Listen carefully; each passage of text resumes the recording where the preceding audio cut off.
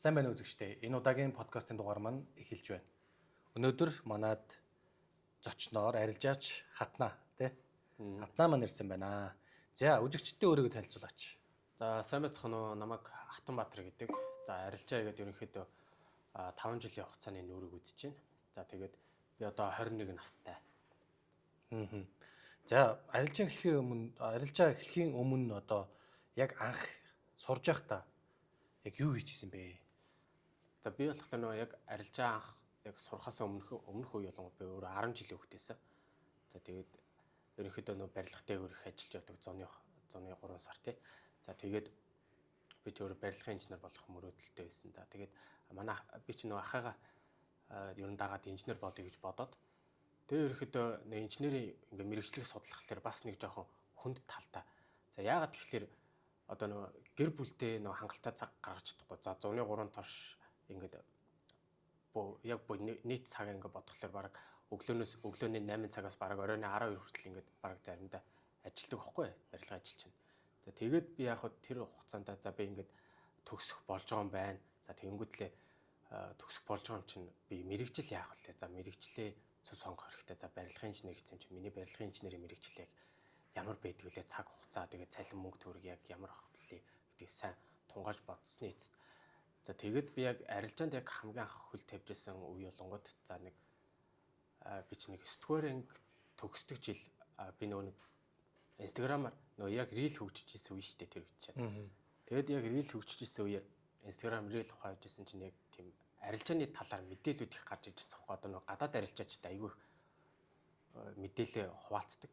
Тэгээд би яг энэчнээс энэ яг яад юм болоо. Тэгээд тэр хүмүүсийг харахаар угаасаа яг ингээд арилжаагаар ингээд өдөрт одоо хичнээн сая төгрөг чийгээд байгаа. Тэгээд Монгол мөнгөөр бодхолтой. Тэгээд би ерөнхийдөө яг тэр талаас нь зах зуухаас нас ингээд өөрөө судалж эхэлсэн. Тэгээд судалж эхэлсний дагуу за ерөнхийдөө ер нь бол боломжийн зүйл юм байна гэдгийг бол яг нэг талаас нь бол харсан. Тэгэхээр одоогийн нөхцөлд болохоор арилжаанд 100% төвлөрч байна уу? Хажуугаар нь ажил юм уу? Эсвэл өөрийн гэсэн бизнес эрхэлж байна уу? Яг юу хийж байна вэ? Би бол одоогийн үед бол яг 100% арилжаанд төвлөрч байгаа. Тэгээ яг төвлөрөөд ерөнхийдөө бол нэг заа 2 жил гаруй болж байна уу. Тэрнээс өмнө бол яг нэг судалгаагаар айгүй их явдаг байсан. За яг судалгаагаар их болохоор би ч одоо нэг яг өөрөө яг тэр зүйлийн нэг сайн мэдэхгүй байгаа учраас надад их судалгаа бол айгүй хэрэгтэй байсан. Тэгэхгүй яг би нэг яг за ингээд өнөөдөртөө би ингээд арилжааг судлаад тэнгуүлээ маргааш дансаа нэгээд арилжаанд орлоо гэж бодоход би дансан дох мөнгөө ч юм уу ер нь хадгаламжийн дох мөнгөө шавчих ер нь бол боломж нь байгаад байгаа хгүй. Тэгэхээр нэг яг хүмүүс одоо юу гэж хандаж хэлмээр юм гэхэлэр яг одоо өнөөдөр ингэж шууд арилжааг судлаад дансаа нэгээд шууд ингэж саятан болчих юм шээ. За нэг яг ингэж одоо бизнес төр хүртэл ингэж яг харагддаг байхгүй. Одоо өнөөдөр ингэж би ямар нэгэн бизнес эрхлэе гэж бодоход маргааш шууд надаа баахан захиалга ороод ирэхгүй шүү дээ. Тэрнтэй яг ялгаагүй. Яг ингэж арилжааг харахаар яг өдөр тутмын амьдрал яг болж байгаа үйл процесстэй яг надад адилхан юм шиг санагдаад байдаг. Арилжааны хувьд алдаж унах нь маш их тий. Тэнгүүд алдах нь ч гэсэн байдаггүй. Тэнгүүд тухайн үед чиний хувьд дотроо одоо за энэ арилжаа гэдэг зүйлийг сурч ахаар баг сурч боловсроод ажил хийгээд явсан бол илүү үнцэнтэй байж дээ гэдэг бодол орж ирдэг үү? Ерөөсөө тийм бодол орж иж байгаагүй. Яагаад орж ирэхгүй байгаа бол юу гэж бодож? Яагаад тэгэхээр би яг нэг өөрийгөө зөв менежменттэй явжсэн гэж юу өөрийгөө боддог. За яагаад тэгэхээр би арилжааг ерөнхийдөө бараг 2 жил гаруй судалсан. Тэр хоорондоо би зүгээр демо дансан дээр л зөвхөн арилжаа хийдэг байсан. Яагаад тэгэхээр би өөрөө яг дадлагжуулж байгаа хгүй. Тэгэхгүй одоо би яг өмнө хэлжсэн шүү дээ одоо арилжаа судлаад дөнгөж ингээд дансаа нэнгүүтлээ шууд ингээд арилжаанд орох биш. Яг ингээд өөрийгөө ингээд одоо демо данс ч яг зүгээр хурамчл данс болохоос биш. Яг нэг юугаар спрейдер бол ингээд яг адилхан л явагдаж байгаа зүйл шүү дээ. Бодит мөнгөөр биш л бодит мөнгөөр биш. Тэнгүүд одоо хэрвээ чи инженерээр сураад төгсөөд ажиллаа явж исэн бол за инженерийн цалин дунджаар 91 тэгэл 3 саяас дээш зарим сайнууд нь тэгэл 7 гэж явж байгаа шүү. Тэр тиймэрхүү ингээ байгаа гэж бодъё багцаа. Тэнгүүд чиний хувьд болохоор арилжаа гэдэг яг тийм хэмжээний мөнгийг одоо олж яг чадж гинэ сар болгон. Ер нь бол сард бол хангалттай болж байгаа. За энэ хугацаанд бол за нэг 7-оос 10 сая төгрөг олох хэмжээнд хүрсэн хугацаа маань ихэд бараг нэг 3-4 жил байгаа байхгүй.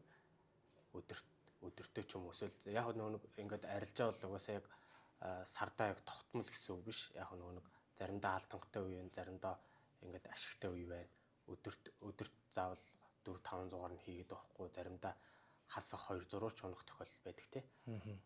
Тэгэхээр яг нэг яг ингээд гоё төвлөр суусан үедээ нэг 500-аас нэг 1000 ч юм уу, 1000-аас нэг $2000 ч юм уу ер нь бол хийх тохиолдол бас байдаг. Гэхдээ тэр нь бол байнгын бол биш.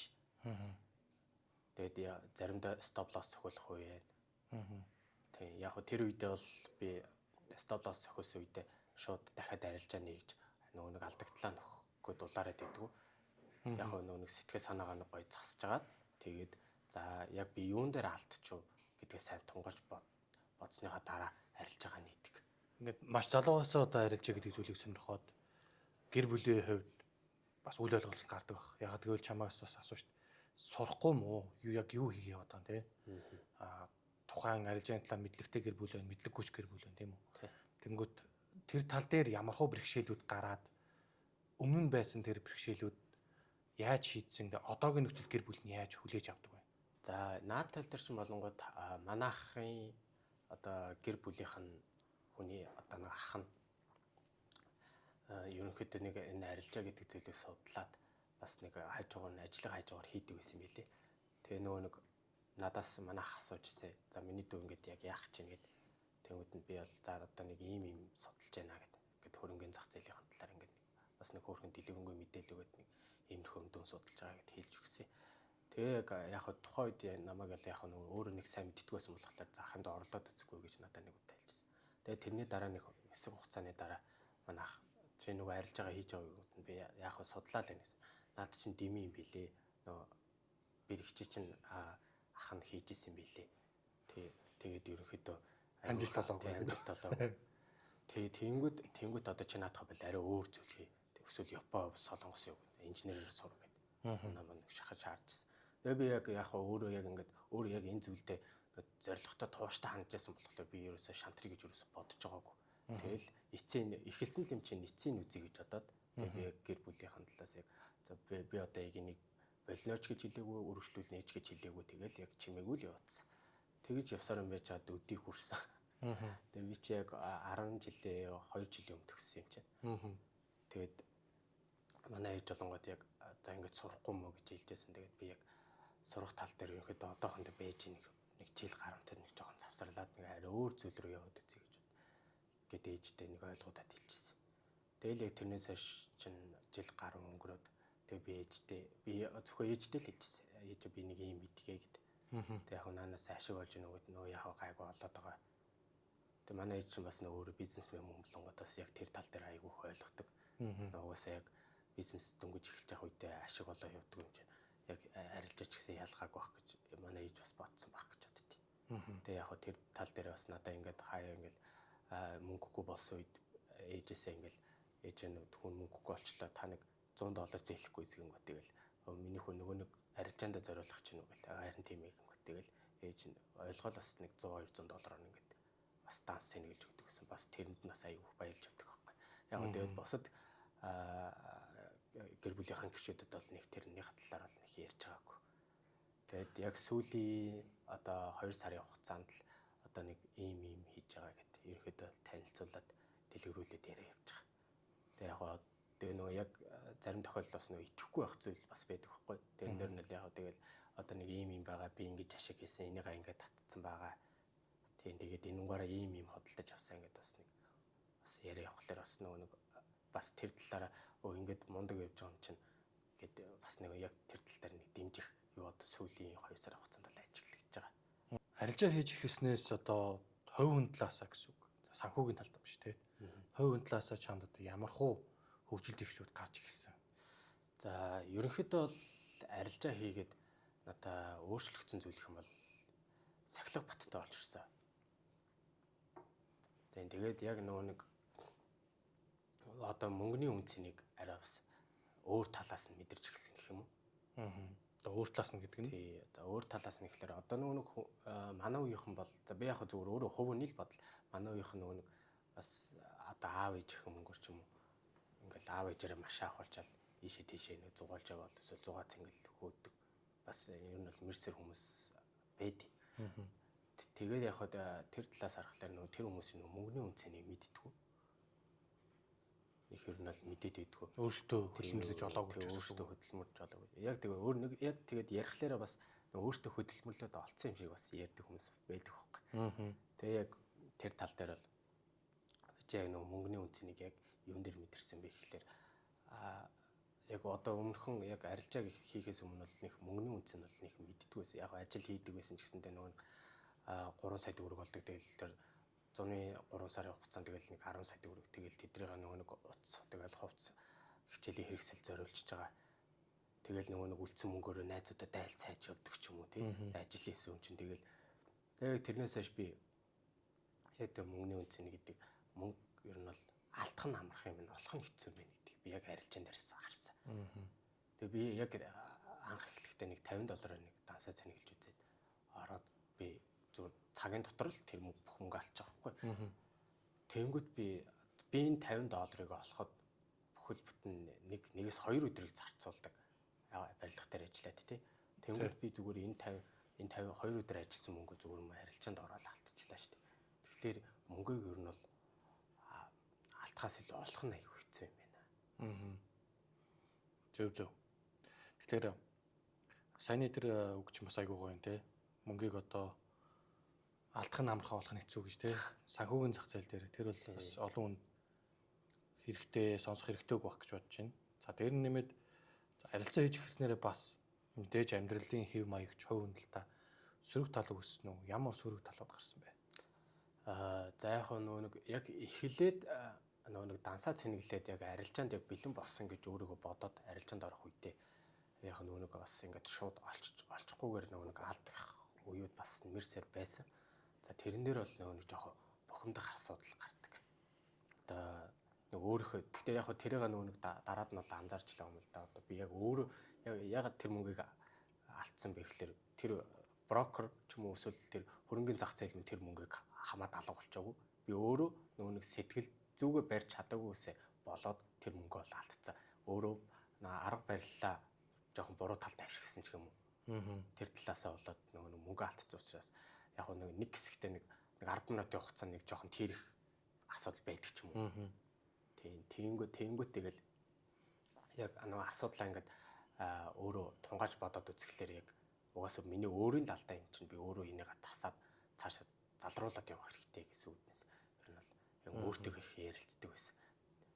Тэгээ нэг яг арилжаанд нэг жоохон алдаад ирэхлээр л нэг жоохон бухимдах асуудал байдгаас бол нэг өөр асуудал бол нэг гардаг. Одоо ер нь тэр асуудал нь засагдсан уу? Одоо л ерөөс засагдсан. Одоо л яг нэг алдсан үедээ ч юм уу арай өөр зүйл хийгээ явчихдаг. За одоо жишээ нь юу хийх вэ? За жишээ нь би ч өөр нэг гар урлын юм аягүй дуртай. Гар урлын юм ерөнхийдөө хийгээ явчихдаг. Эсвэл ном уншдаг ч юм уу. Эсвэл нэг арай өөр талдаа нэг арилжааныхаа нэг өөрийнхөө судалж үзэх стратеги байдаг ч юм уу. Тэдрийгээр нь судалж өөрийнхөө цагаа өнгөрөөдөг. Тэгээ яг нэг эсвэл яг юун дээр алдсан гэдгээ өөрөө сайн эргүүлээд хардаг. За тэр алдаагаа тэнгууд эргүүлээд засахыг хичээдэг. За тэгээд засаад би яг ийм жижиг юм дээр алдсан юм биш үү. За би тэгвэл дараагийнх дээр сайныхаа ажиглая гэдэг ч юм уу. Тий, яг тэгээд алдаануудаа ерөөхдөө засаад ажиглаад явдаг гэсэн. Өдөрт ер нь хэр их хугацааг зарцуулж байна? Дэлгэцний ард арилжаан зориулж байна гэсэн. Ерөнхийдөө хүмүүс бол яг өдрийн одоо ингээд байнга арилжаанд суудаг хүмүүсийг одоо нэг яг ажил хийхгүй арилжаанд хамаагүй зориулсан хүмүүсийг те яг 24 цагаар суудаг гэж боддог баг. Би яг миний хувьд болонгод за нэг 4-5 цаг юм уу. Гэхдээ нэг яг ингээд за нэг цаг тогтмол сууж агаад тэгээд нэлээд хугацааны дараа дахиад нэг цаг тогтмол суудаг ч юм уу, 2 цаг тогтмол суудаг ч юм уу. Тий. Яг арилжаан нээсэн үедээ би арай өөр зүйл хийгээ явчихдаг зүгээр. Яг нэг яг ингээд хүмүүсийг хэлдэг байхгүй. Одоо ингээд арилжаан нээгээд тэнгуүтлээ нэг яг арилжаан нэг хасах руугаа ороод стоп лостэй ч гэсэн хасах руугаа ороод ирэнгүүт нэг тэрийг ингээд хаачих гад төсөл нэмэх рүүгээ орж ирээд нэг жоохон ликвидтэй хамт ороод ирчингүүт нэг хаачих тохиол байдаг шүү дээ. Тэгэд яг би яг нэг өөрийгөө бас яг тэр тал дээр нэг жоохон төвчээргүй гэж үздэг байхгүй. Аа. Тэгээд би яг тэрийг засахын тулд арай өөр зүйл хийхийг эрмэлздэг. Аа. Зөв. За одоогийн нөхцөлд болохоор хатнаг хувьд яг ямар хослол дээр ажиллаж байж байна? За ерөнхийдөө бол алтны хослол дээр. За зарим тохиолдолд евро USD. Яагаад тэр одоо хослуудыг сонгосон бэ? За алтны хувьд олонгод ерөнхийдөө савлгаа ихтэй. За тэгээ Нью-Йоркийн цаг дээр бол аюу гой боломжууд гарч ирдэг. Аа. Тийм тэгээд яг одоо заримдаа нөгөө CPI мэдээ идэх ч юм уу тий. CPI мэдэн дээр яг шинжилгээгээ харж агаад мэдээгээ харж агаад арилжаанд орох. Бас нэг 9:30-аас эхлэнгүүт шууд дээшгээ ч юм уу доошоогоо ч юм уу бараг нэг 200-300 пипчтэй шүү дээ. Аа. Тэнгүүд яг тэрэн дээр айгүй нэг хэдхэн секундын хооронд нэг $200-300 хийх боломж нь гараад ирчихдэг байхгүй. Аа. Хүмүүстэйг ингэж ярьдаг шүү дээ. Мэдээний үеэр арилжах. Айгүй эрсдэлтэй. Тийм. Одоо ерөнхийдөө өн чинь бол аюултай зүйл те. Тэнгүүд чи яагаад энийг одоо сонгож хийгээд байна вэ? Аа. За ерөнхийдөө бол би яг дүн шинжилгээнд дээр ер нь их төвлөрдөг. За тэгээд дүн шинжилгээ харж агаад ерөнхийдөө одоо нөгөө яг мэдээ эхлэх үед бол яг зах зээл чинь нөгөө яг мэдээгээ хүлээчтэй шүү дээ. Тий. Мэдээгээ хүлээгээд рейнж хөдөлгөөн өгчдөг. За тэгээд рейнж хөдөлгөөнийхөө би яг dead gap, dot gap шалгаад за тэгээд яг dot gap дээр нэрэнгүүд яг тэлээд ирэнгүүд нь задрах үе байдаг ч юм уу. Яг тэр үед нь бол орчтой. Гэхдээ яг нэг заримдаа бас нэг алдах тохиолдол байдаг гэсэн. Би нөгөө шууд лимит тавьчихдаг байхгүй. Аа за. Лимит тавьчихлаараа амар. Энд дэрвэл би ийдэг гэсэн тийм. Тий. Захиалга тий. Тэгээд лимит тавьчих юм бол нөгөө нэг стоп лоссоо нэг 50 BP хооронд зөөчдөг ч юм уу. За нэг 0.02 дотор орлоо гэж бодоход 50 BP гэдэг чинь би нэг $10 л алдагталтай байгаа байхгүй. Аа. Тэгээд дээшээ за нэг 300 BP яг миний тэр CPI мэдээ онлоо гэж бодоход дээшээ 300 BP явлаа гэж бодоход би цаана нэг $60 ашигтай. За тэнгүүд чиний хувьд болохоор ер нь мэдэн дээр ажилладаг юм байна те. Шинжилгээтэй сурчсан гэж ойлгож болох уу? Яг нөгөө нэг яг өөртөө ихтгэлтэй үед орно. Аа за. Тэгээ яг бүр ингээд шинжилгээгээ харахаар бас нэг дээшээ доошоо заадаг ч юм уу. Тэгээ яг ингээ өөрийнхөө талаас харахаар лонг талдаа заадаг ч юм уу. Тийм тэр үед бол би нэг жоох алхсан явчихдаг. Яг өөртөө ингээ бат итгэлтэй үедээ яг шинжилгээнийх дагуу энэ бол яг зөв өснөө гэсэн үедээ бол би шууд яварчдаг. Мэдээний үеэр бол ордог. За яг жоох нь хамаагүй байдлаар. Тийм тэгээд алдагдлын гол нь хамгийн гол нь бага л да. Гол нөгөө нэг тэр риск менежмент айгуу сайн арчиж байгаа гэсэн үг. Тэнгүүд арилжааны зах зээл сонирхч шинэ хүмүүст бол чи мэдээний тал дундуур одоо арилжаараа гэж зөвлөх үү? Ер нь бол зөвлөхгүй. За яагаад гэхээр ер нь бол айгүй их эрсдэлтэй. Гол нь яг хөө мэдээний үеэр арилжих гэх юм бол сайн судлах хэрэгтэй. Дүн шинжилгээнээс мэдээнийхээ талаас тий. Тэгээ яг мэдээний үеэр асуултаа гэж бодож байгаа бол мэдээний дараа арилж бол зүгээр. Мэдээний дараа ерөөхдөө бол айгүй гой бас арилжаанууд нэгдэж байдаг. За хоёлаа арга барилын хувьд одоо SMC гэж ярьдаг хүмүүстэй ухаалаг мөнгөний одоо арга барил гэж байгаа юм тий. Тэнгүүд тэр тал дээр одоо тэрний өмнө гэсэн үг. Одоо амжилттай явж байгаа тэр гэж ойлгож болох уу тэр арга барил? Ер нь бол яг хувь хүн яг яаж ашиглаж байгаас хамаарна. За ер нь бол бүх арга барил бол би ажилтдаг гэж боддог. За яг нэг бэк тест хийгээд за нэг арга барил би ч яг бэк тестэл зав үеэр явсан айгүй хийдэг. Завтай үеэр. Тэгээд яг нэг өөрийнхөө судлаагүй бас нэг судал сонирхож үзсэн арга барилуудаа нэг бэк тест үздэг байхгүй. Тэгвэл яг нэг хувь хүн яг яаж ашиглаж байгаас л хамаард юм гэдэг би өөр харсан. Тэрнээс бол яг бүх арга барилууд бол ажилтгүй гэвэлгүй. Ял энэ дээр бол яг бат итгэлтэй. Тэнгүүд одоо энэхүү арга барилынхаа өмнө хичнээн одоо өөр арга барилыг туршиж үзсэн бай. За би ерөнхийдөө бол яг SMC гэр яг дан явсан. Яг өмнө бол нэг тэгж арга барил бол нэг судалж байгаагүй. Тэгээ яг price action, smart money concept тэгээд заримдаа PIP ашиглах тохиолдол байдаг. Одоо чи сая ярьлаа шүү дээ. Арга барил болго ажилдаг гэж юм тий. За тэгэнгүүт тэрийг одоо бас яг яаж мэдээд байна? Яг ажиллаад байгааг нь. За ерөнхийдөө нөгөө нэг цагны хамаарал гэж байгаа. Одоо нөгөө нэг 1 минут ч юм уу 1 минутын чарт эсвэл 5 минутын чарт ч юм уу. Би ерөнхийдөө smart money концептээр бол 4 цаг за тэгэнгүүтлээ 1 цаг 15 минутыг ер нь хослуулж арилждаг. Тэр нь шинжилгээ хийдэг гэсэн. За тэгээд би ч нэр яг ингээд smart money concept судалж байхдаа за 1 минут дээр ерөнхийдөө ажиллаж гин үү эсвэл 5 минутын дээр ер нь бол гоё ажиллаж гин үү эсвэл 15 эсвэл 1 цаг өгдөг ч юм уу тий. За яг ингээд бүх цагууд дээр ингээд хослуулад үзсэн. Тэгэхээр ерөнхийдөө л яг ажилдаг яг гоё ажиллуулъя гэх юм бол ер нь цагны хамаарал надад амар чухал санагдсан. Тэнгүүд цагны хамаарлаас уйлдаад бүх арга барил ажиллана гэж үү? Тий. Гол нь нөгөө нэг бас одоо нөгөө нэг 4 цагийн канал арчаад за тэнгүүтлээ 1 цаг юм 15 минут руугаа шилжүүлээд за тэгээд нөгөө нэг чарта каналууд харчиж болно гэсэн үг. Тэгэхээр чиний хувьд болохоор бүх арга барил ажиллана. Гэхдээ хамгийн гол нь олон цагийн шинжилгээ хийгээд томоосоо жижигрээ яв гэдэг зүйлийг зөвлөж гин гэсэн үг. Тийм, ер нь томоосоо жижигрээ. За тэнгууд хоёулаа ингэж хэлээ. Бүх шинжилгээгээр ажилуулад хүмүүс ашиг олох боломжтой гэж ярьж шүү дээ. Тэнгууд яг бүх одоо арилжааг соргож байгаа хүмүүс бас арилжаач болох боломжтой юу? Ер нь бол яг сэтгэл зүгээ сайн барьж чадах юм бол би бол боломжтой гэж боддог. За би энэ хугацаанд яг энэ амжилтыг бүтээхэд бол ерөнхийдөө бараг нэг 5 жилиг бол зарцууллаа шүү дээ. Тэнгүүд яг тэр хүмүүс ч гэсэн ялгаагүй яг өөрөө яг энэ зүйл сонирхолтой байгаа бол зоригтой, тууштай. Сэтгэл зүгээс гоё бариад явбал би ял амжилтанд бол хүрнэ гэж боддог хүмүүсийг.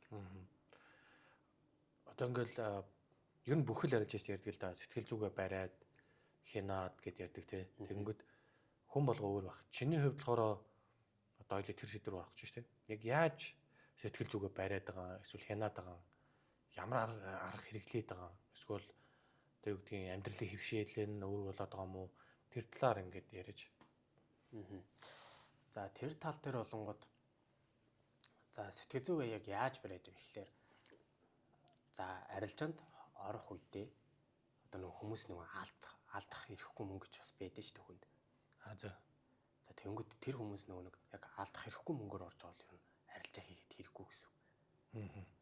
Тэгэнгүүт нэг тэр арилжааныхаа ягаад тэгэхээр яг тэр хүн яг тэр бодлоор нэг яг 1x битчих бодож байгаа байхгүй.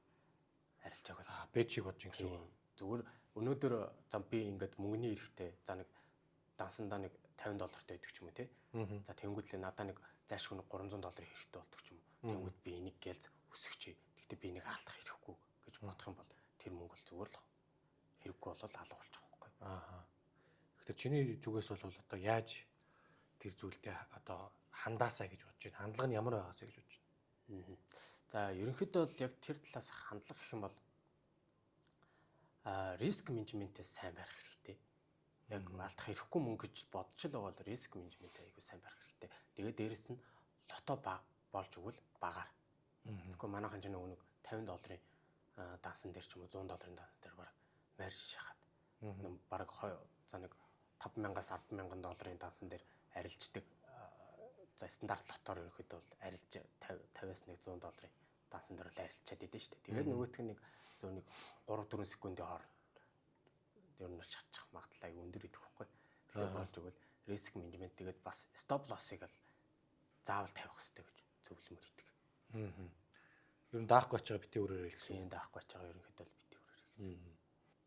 Хатнагийн хувьд болохоор чиний арга болохоор smart money concept, Fibonacci, price action гэж юм тий. Тэгэнгүүт одоо эндээс цохоод яг чиний харсан өнцгөр нийтлэг ингээд хүмүүс хийж байгаад яг чадахгүй байгаа тийм хийгээд тэр нь явахгүй арга барил байна уу жишээ нь. За ерөнхийдөө за энэ шинжилгээ тал дээрээс бол фрактал шинжилгээ мэн байгаа. За хүмүүс бол тэрийг сайн судлахгүй бол ерөнхийдөө жоохон буруу талтай байдаг юм санагддаг. Чиний хувьд тийм миний хувьд л зөвхөн миний хувьд л. Яг гэхдээ за надтай нэг бас нэг холбоотой байдаг нэг яг тэр шинжилгээгээр арилждаг нэг хүүхдүүд. Одоо нэг 18 настай байна. Тэр ихт бол яг тэр шинжилгээг бол айгуугаа ашигладаг. Бас өөрөө сайн судалж үзсэн байл. Фрактал гэхээр Fibonacci-г татахыг яриад байгаа шүү дээ. Гэхдээ дотроо бол ямар байдгийг мэдэхгүй дээ ч маш олон байгаа шүү дээ. Ерөнхийдөө бол маш олон Fibonacci line байгаа. Тэгээ яг яаж ашиглаад яг яаж яваад гэдэг нь юусэн бас би өөрөө ч ойлгохгүй. Өөрөө ч бас нөгөө яг миний өөр яг шинжилгээ өөр бүрээ ажиллаад өөрөө ажилуулж чаддаг болохоор яг олон тал руу өсрий гэж нэг боддгоо. Чи гэхдээ одоо фракталыг өөрийнхөө арга барил туршиж үзсэн үү? Ерөөсө туршиж үзэж байгааг. Хүмүүсийг харахаас л тэгж бодож Тийм үү? хүмүүсийг харахаар тэгээ яг нөгөө нэг зарим тохиолдолд одоо нөгөө нэг группүүд дээр ашиглаж чадахгүй байх гэдэг ч юм уу. Тийм их мэдээлүүд бас явагддаг. Дандаа одоо алдагдал ороод ингэдэг үү? Тийм. Зөв. За тэгэхээр Хатнагийн хувьд болохоор журнал хөтэлдэг үү? Хөтэлдэг бол юун дээр хөтэлдэг вэ? Яаж хөтэлдэг вэ? За би ерөнхийдөө бол журнал зарим тохиолдолд хөтэлдэг. За тэгээд ерөнхийдөө бол тэмдэглэлийн тэмдэгтэр юм уу? Гараар хөтэлдэг гэсэн. Тийм гараараа ерөнхийдөө би нөө гараараа ер нь зарим тохиолдолд юм бичих аяг дуртай. За тэр талаас нь ерөнхийдөө гараараа тэмдэглэлийн тэмдэгтэр дээр. Тэгэхээр журналын хувьд хөтөлж эхэлснээс хойш за ямар үр дүн гарсан хөтөлж эхлэегүй байх үед юу ямар байсан бэ? За хөтөлж эхлэегүй байх үед бол энэ жоохон сэтгэл зүй нэг жоохон доторгүй ч юм уу байдаг. За журнал хөтөлснөөр бол за яагаад хөтэлдэг вэ гэхээр нэг тэр тал дээр нөгөө яг алдсан үедээ эсвэл ашиг болсон үедээ за би нэг ийм арилжаа хийсэн. За тэгэнгүүтлээ за би ингэж алдлаа гэд. За тэр алдаануудаа бичдэг ч юм уу. Тэгээд яг тэрийг нөгөө нэг эргүүлээд бас нөгөө унших үед бол за би яг ийм зүйл дээр алдсан юм байна. За би одоо энэ алдаа гацсан гэдэг ч юм уу. Яг тийм байдлаар журнал хөтэлдэг гэсэн үг. Хүн болго ер нь журнал хөтлөх хэрэгтэй юу? Тэгээд яагаад тэр нь хөтлөх? Яг өөртөө зөв гэж бодож байгаа бол эсвэл сэтгэл зүгээ барихгүй байгаа ч юм уу. Тэр үедээ бол хөтлөл зүгээр санагддаг. Тэгээд бас дээрэс нь астаа өөртөө зорилго тавих хэрэгтэй. За тэгээд тэр зорилгоо тэр журнал дээр бичдэг ч юм уу. За яг тэгээд тэр зорилгын дагуу явах юм бол энэ бол айгүй зөв бас айгүй гой санагддаг байхгүй. Зөв. Тэгэхээр хоёлаа арилжаанд одоо арилжаатай холбоотой хамгийн сүүл болсон зүйлсээс нь яриа тий. Тэгэхээр арилжаан дээр хамгийн сүүлд арилжаатай уялдаатай сурж авсан зүйлээ ярил юу байсан бэ? За арилжаатай уялдаатай сурж авсан зүйл гэх юм бол сэтгэл зүй бол ерөнхийдөө барьж сурсан. За тэгээд ерөнхийдөө бас төвчээртэй байж сурсан. Уусаа яг энэ зах зээл ч өөрөө яг төвчээр их хязгаарахгүй. Яагаад тэгэхээр за би нэг өнөөдөр нэг арилжаанд орлоо гэхэд би яг шинжилгээнийхаа дагуу арилжах хэрэгтэй. Төлөвлөгөөний дагуу, сетапын дагуу. Тэгэхээр би яг нэг заавал төвчээртэй байх хэрэгтэй болчихж байгаа байхгүй. Тэгэхээр би яг энэ зүйлээс бол ерөнхийдөө төвчээр гэдэг зүйлийг айгүй их сурч авсан гэж өөрөө боддог. За арилжаа талаасаа бас дээр нь хүн болгон ингэ суралцах процессор явж байгаа тий. Тэнгүүд суралцахад хамгийн хүндрэлтэй хэцүү байсан зүйл нь юу байсан бэ? За ерөнхийдөө бол нөгөө яг за дүн шинжилгээ гэхээсээ илүү сахилга бат байсан. Яагаад тэгэхээр за нэг шинжилгээг ингээд харахаар яг нэг шинжилгээний дагуу явах ингээд бүрэн боломжтой. Гэхдээ би нэг за энэ шинжилгээ яг шинжилгээний дагуу явахгүй процесс гарах үедээ гэсэн үгнээс арилжаа заримдаа нээждэг байсан. За тэр зүйл дээр л ирэхэд байгаа та. Бас ажиллаад ажиглуулж байгаа гэж шүү дээ тий. Тэгээ болж байгаа юм байна. За хамгийн хүмүүс бас сонирхдаг сэдв буюу нөгөө хамгийн том алдагдал яагаад үүссэн бэ? За тэр бол ерөнхийдөө сэтгэл зүйгээ сайн барьж чадаагүй. Тэгээ дээрээс нь нөгөө нэг цагны хамаарлага буруу тавьсан гэсэн.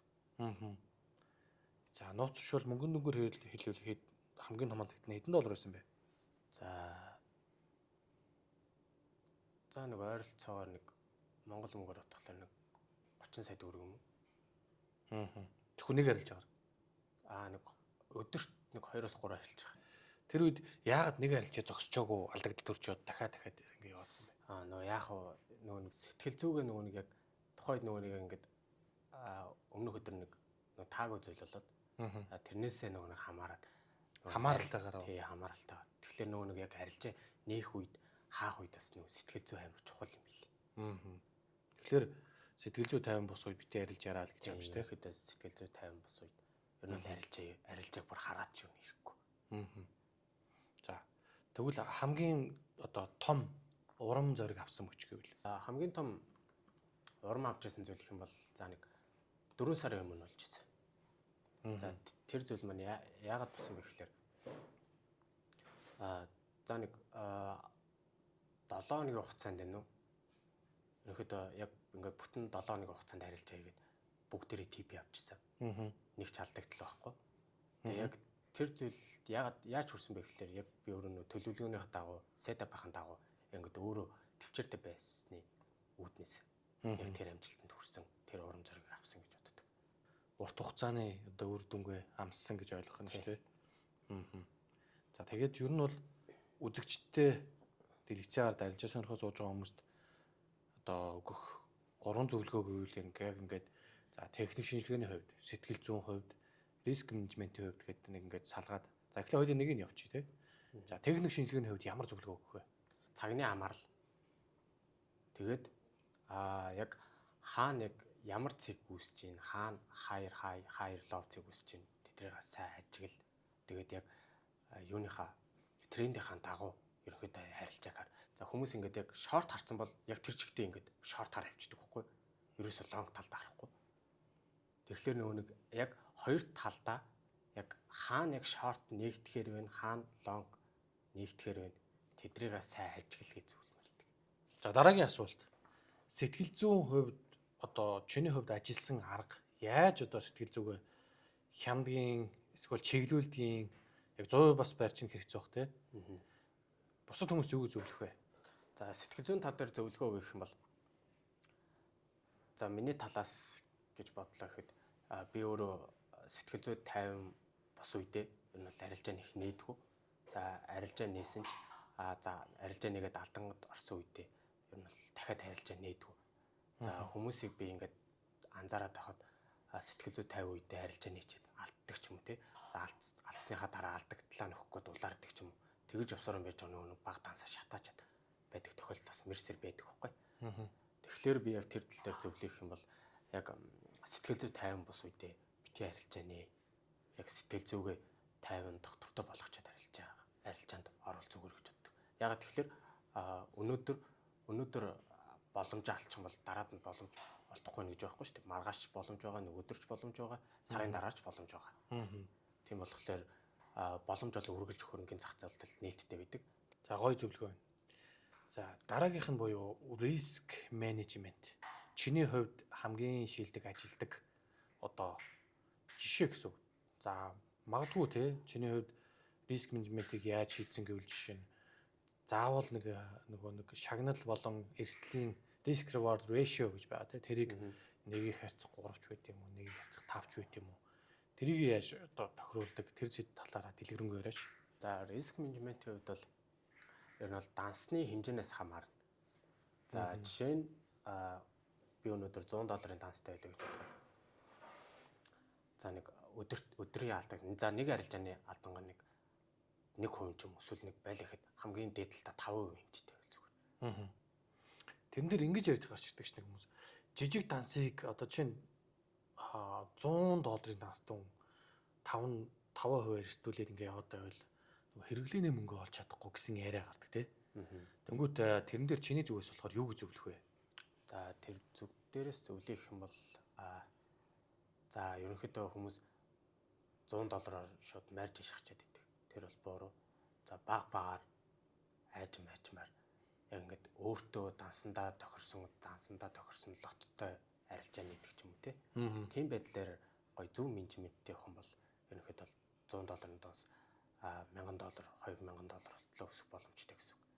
Хугацаал орно гэсэн үг. Тэгээ ерөнхийдөө бол хугацаал орно гэсэн үг. Төрөний хийсэн тийч хоёул нэг гяс баяжих тийм арга биш шүү гэдэг утгаар хүлээж аваарай гэж юу. Өнгөрсөн ингээд 5 жилийн хугацаанд те өнөөдрийн өөртөө хэр сэтгэл хангалуун байдаг вэ те. Тэгээ ирэх 5 жилд юу харж байна? Ямар хуу хаана хүрнэ гэж бодож байна яг арилжаачны хувьд. За арилжаачны хувьд бол би ерөнхийдөө сүүлийн 5 жилийн хугацаанд өөртөө за энэ зах зээл хөл тавьсанд бол сэтгэл хангалуун байдаг. Яагаад тэгэхээр би өссөн үедээ хөдөө гадаа би ч өөрөө хөдөө гадаа зугаалах аюул дуртай. Тэгээ хөдөө гадаа өссөн үедээ явчих чинь те өөрийнхөө өссөн эмийг дэлгүүртээ ороод худалдаад авчиж чадчих. Тэгээ ийм хэмжээнд өдөө 21 наснда ингээд хүрсэн болохоор би өөртөө аюул сэтгэл хангалуун байдаг. За тэгээд ирээдүйн 5 жилийн төлөвлөгөө гэх юм бол За энээс илүү цаашдаа би ирээдүйд би ч их нэртэй болно. Их нэрээ аваад гадаад хүүхдүүд аваад гадаад дотоодод амьдардаг ч юм уу. Ингээд эсвэл аав ээжтэй өссөн үед нь ингээд өссөн газар дагуулж явдаг ч юм уу. Тийм хэмжээний болтлоо ихэд бол өөрийгөө хөдөлмөрлөн бас өөрөөр нь бол чадна гэдэг. Итгэвтэй бол аюу хэтгэлтэй байдаг. Яа тэгэхээр хүн чинь нөгөө нэг бүтэхгүй гэж бододох юм бол ерөөсөө угаасаа л бүтдэг байхгүй. Ер нь тэгээд яг аяндаа ингээд болондоо гэж юм уу. Ингээд цаашдаа угаасаа ингээд би чадах юм чинь би ингээд шантрахгүй яг энэ зүйл төхөл тавьсан юм чинь би шантрахгүй ингээд эцсийн үзье гэдэг ч юм уу. Тэгэж ингээд бодоод хөдөлмөрлөд явах юм бол ер нь бол амжилт бол нээлттэй байдаг гэж би боддог. Яг тэр үднэс би өөртөө яг нэг бат итгэлтэй байдаг байхгүй. Тэгээд хүн зүгээр өнөөдөр зүгээр сууж одоо нэг зурхаа дээр ч юм зурхаа дээр зүгээр ярьлаа гэж бодоход 26 оны зурхаа одоо энэ үед чи баяжна гэдэг ч юм уу. Тэнгүү тэр хүмүүс зарим хүмүүс нэрээ яг тэрэнд итгэж авчдаг байхгүй. Тэгэхээр хүн өөрөө хөдөлмөрлөхгүй л бол хүн зүг зүгээр ч мөнгө ороод ирэхгүй байхгүй. Тэгэхээр хүнд хөдөлмөрлөх өөртөө итгэл байх хэрэгтэй гэж боддог. Тэгэхгүй зүгээр би чадахгүй юм чинь гэдэг хүн угаасаа чадахгүй байхгүй. Тэгэхээр яг нь бол хөдөлмөрлөхгүйгээр юм бүтэхгүй байл гэдгийг л хэлж байна санаа тий. Ирээдүйд бол өөрийгөө бас л чөлөөтэй гадар өөрийн дураараа амьдрах гэдэг шүү дээ. Бас гоё зорилго байна. Ер нь арилжаачдын дийлэх зорилго тийм байдаг тий.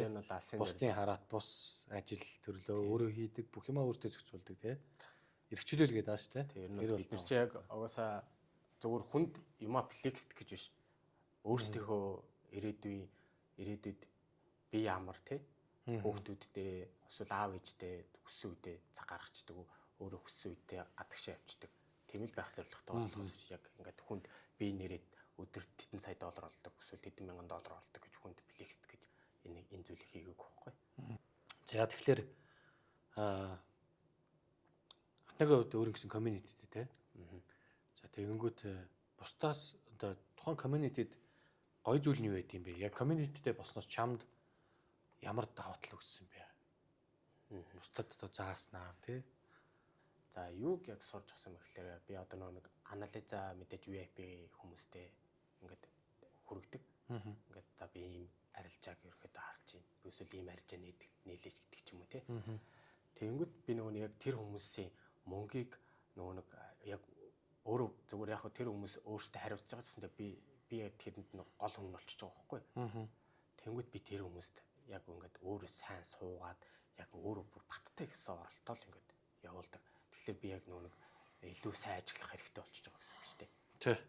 Тэгээ нөгөө нэг гол нь бүр эсвэл шорт арилжааны бол хамгийн дээд цэгийг нь өрдөг ч юм уу тий. Эсвэл лонг орохоор бол хамгийн доод цэгийг нь барих хэрэгтэй болчихгүй. Ягаад тэгэхээр тэр хүмүүс нэг дансны хэмжээ нь бас нэг 100-аас 200 доллар. За минийх нэг 1000-аас 2000 доллар байлаа гэж бодоход тэр хүмүүс нэг би бараг стоп лосс нэг 50 pp ч юм эсвэл нэг 100 pp хоорондох алдангаттай арилжаа нэх хэрэгтэй болчих واخ. Тэгэхээр би тэрэн дээр бол өөрийгөө сайн төвлөрүүлж ажиллах хэрэгтэй болчих واخ гэсэн үг. За тэгээд би яг VIP community-тэй баснараа нэг урамчсан зүйл маань манай community-ийн нэг тоогооч ихч байдیں۔ За тэр тоогооч ихч маань яг community яг дөнгөж нэгдэд эхлээд удаагүй нэг 7 хоногийн дотор надтай холбоо яриад тэгээд надаас яг ингээд VIP-д ороод 7 хоногийн хугацаанд нэг миний анализаар 10,000 доллар хийсэн мэт. Тэгээ би яг тэр зүйлээс айгүй хоромсон. Тэгээ сургуульд би ч одоо нэг сараас хойш нэг хүмүүст сургууль явуулж байна. За тэгээд тэрийг сургуульд явуулснаас хойш бас нэг айгүй гоё мэдрэмж аваад тэгээ би ч нөгөө хүн чинь ингэдэм билээ ш. Одоо ингээд хүнд зааж явж байгаа мөртлөө ингээд яг тэр хүмүүс нь ингээд ашиг маш том хэмжээний ашигч гэсэн эсвэл бага хэмжээний ашигчсан тэр чинь ялгаагүй тэр хүний хувьд амжилт ч тийм. Тэгмэд би нөгөө тэр хүмүүст ингээд зааж өгснөөр ингээд тэр хүмүүс ингээд яг миний зааж өгснөөр ингээд гоё ашиг хийчихэнгүүд ингээд хүн чинь арилжаач хүн чинь ингээд бүр яг өөрөө ашиг хийснээс илүү нөгөө хүмүүсээ ингээд ашиг ингээд өөрөө ингээд бүр баярлаад байгаа юм чинь. Ингээд бүр дотроос ингээд огшоо бүр нөлмөс хийлгэнэ. Би зүгээр яг тэр манай тэр тоогоочч маань яг ингээд 10,000 доллар эсэж би ч бараг нөлмөс хийлгэж байгаа юм чинь. Тэгээд яг сургуульд явуулаад 1 сарын хугацаанд би ч нэг 7 хоногийн 4 оролтоор ордог. Манай нэг юунд ажилладаг. эмч мэрэгжилтэй их нялхаст ажилладаг байсан эхчүүд. Тэр ихч маань одоо нэг 40 гаруй авч гинэ. За тэр ихч маань ерөөхдөө сүүлийн 3 жилийн хугацаанд арилжаа хийгээд явж байгаа. Гэхдээ ер нь бол алдагдал нь айгүй их байсан гэсэн. Надаас нөгөө яг бид ч нөгөө дэлгэнгүй нөгөө хоорондоо ярилцдаг болохоор айгүй нээлттэй. Тэгээд яг надаас ингээд сургалт аваад 2-7 хоногийн хугацаанд сургалт аваад $50 NDB байгаа шүү дээ. За тэр $50 NDB-гээр 7 хоногийн хугацаанд $1200 хийсэн мэт. Цагаан сарын үеэр $100 дансаа тэнэглээд тэгээ нэг $500-аас нэг $600 ашиг хийсэн мэт. 2 хоногийн хугацаанд. За тэгэхээр тэр $50-ыг бас юм болгож чаддаг, үнэхээр чадвартай болдгоо юм байна те. Болдгоо. Тэгээ би ч бас өөрөө их гайхчихсан. Угаасаа ер нь бол гайхаар юм билий. $50 NDB-гээр нөгөө хүмүүс нөгөө ашиг хийчихэд нөгөө татаж авч чаддгүй шүү дээ. Ерөөсөө нэг жоо халдаа гардаг ч юм уу те. За тэр тал дээр нөгөө хүмүүс нөгөө юмаа дутуу унснаасаа болоод ерөөсөө нөгөө нэг жоо халдаа гарчаад идэх гэж би ойлгодог. За тэр алдаа нь юу юм бэ гэхэлэр одоо нөгөө $50 NDB-гээр нөгөө заавал дансаа нөгөө баталгааж болсон байх хэрэгтэй шүү дээ. Хувийн дансаа. Тий. Тэгээ тэр нь бол нөгөө баг хамгийн бага хэмжээгээр $5 дансаа цэнэглээд тэгээд гол нөгөө 0.1 лотоор арилждаг лөө. Тий.